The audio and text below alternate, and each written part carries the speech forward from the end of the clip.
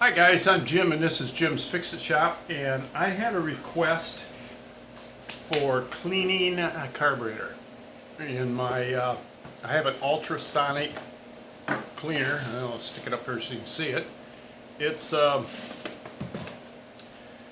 one of the cheap ones from Harbor Freight, and I will say this one works pretty good, although the timer on the front, you can set it for how long you want it to run.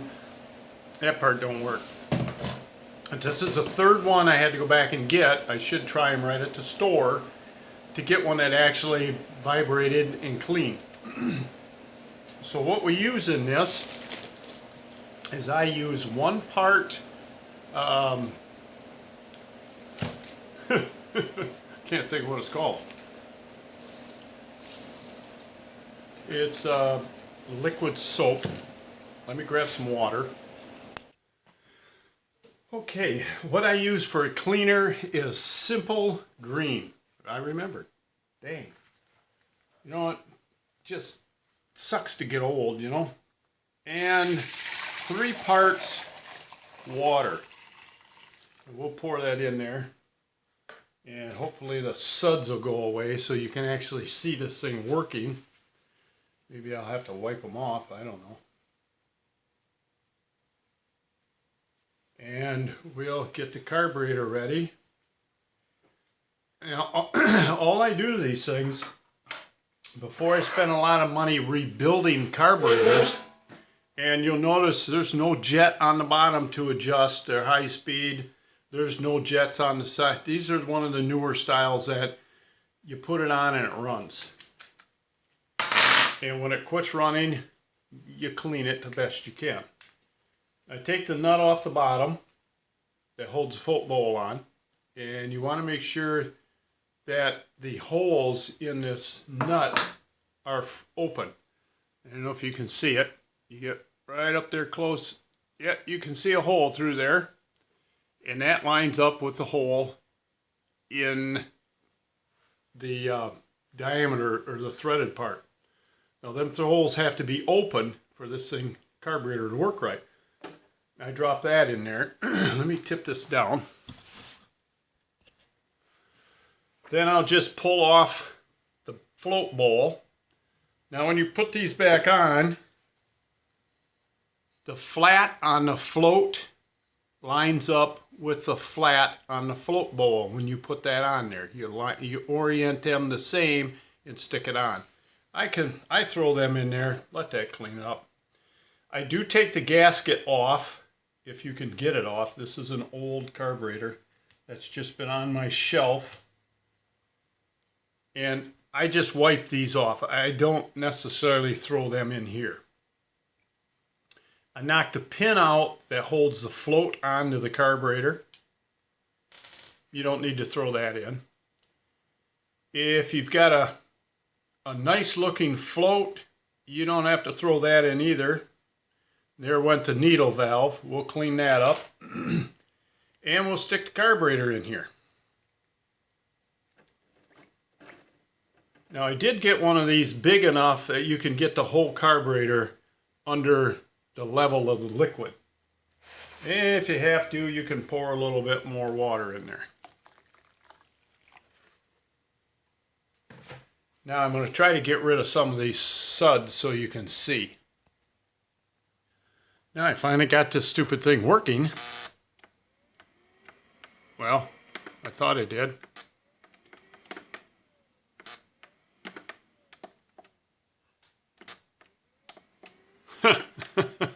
Good old Harbor Freight.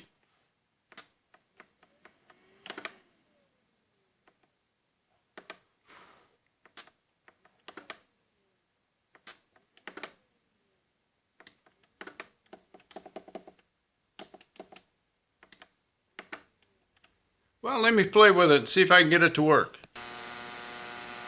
There we go. Now it's buzzing. If I can keep the suds out of your way, it'll look like it's actually, I don't know how well you can see this, it'll look like it's actually smoking. That is the dirt coming off of the carburetor. Now, it doesn't hurt to put your fingers in this thing. That doesn't hurt you at all. But you can see stuff coming off of it.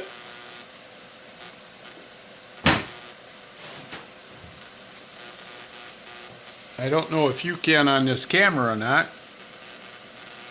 I'll try to keep the suds out of your way. You can see what it looks like. It's actually boiling. There's bubbles coming off. It looks like it's smoking almost. That's the dirt coming off of and from out of the carburetor. You'll actually see dirt floating in the water.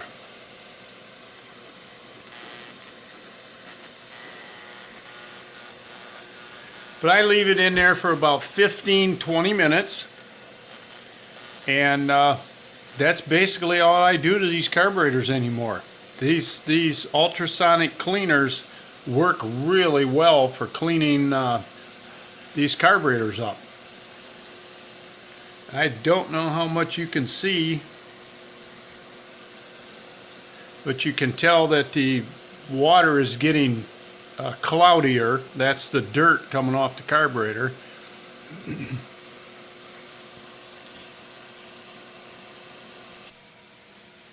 Now we let that boil in there for about 15-20 minutes. I reassemble them. I blow them out with an air hose, try to get some of the water out of them. Shake them a little bit, whatever you got. Let it sit overnight if you don't have an air hose. Put them back together, I put them back on the engine, and usually the thing will start right up. These little cleaners do an awesome job if you can get one that actually works. This one is about 1.5 years old, and as you can see, it's already giving me problems. Maybe it'll work, maybe not. Long enough to clean the carburetor, and I can throw it on the shelf with the rest of the parts. But I had a couple viewers asking me, how do you clean carburetors? That's what I do. How do you rebuild a carburetor? If you have a newer Briggs & Stratton engine and you go to one of the part stores or you call up Briggs & Stratton, you give them the numbers off your engine, you tell them, I want a rebuild kit for the carburetor. It's going to cost you around $130, and you're going to receive in the mail a carburetor.